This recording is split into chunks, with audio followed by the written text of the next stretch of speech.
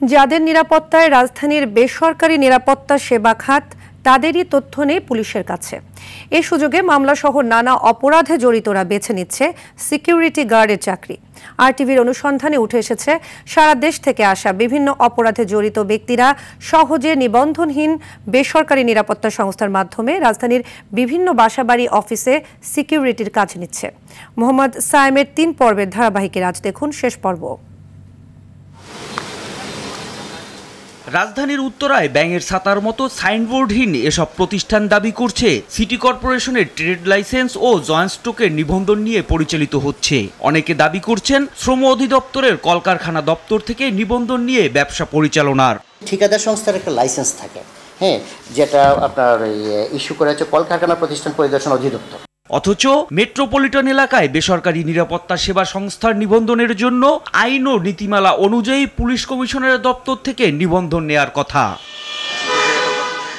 তাই এসব প্রতিষ্ঠান সরকারের তদারকির বাইরে থাকায় নিরাপত্তা প্রহরীর কাজে ঢুকে যাচ্ছে সারা দেশ থেকে আসা বিভিন্ন অপরাধে জড়িত ব্যক্তিরা।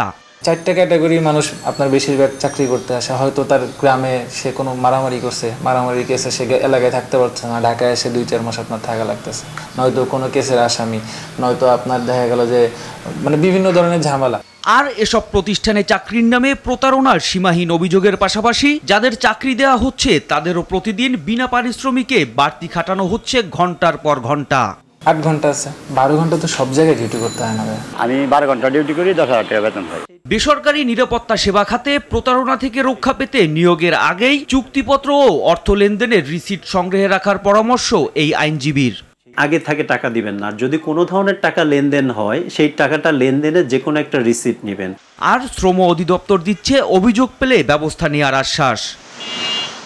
আমাদের কাছে যদি লিখে যে আমাদের এরকম আমরা ব্যবস্থা নিতে পারি।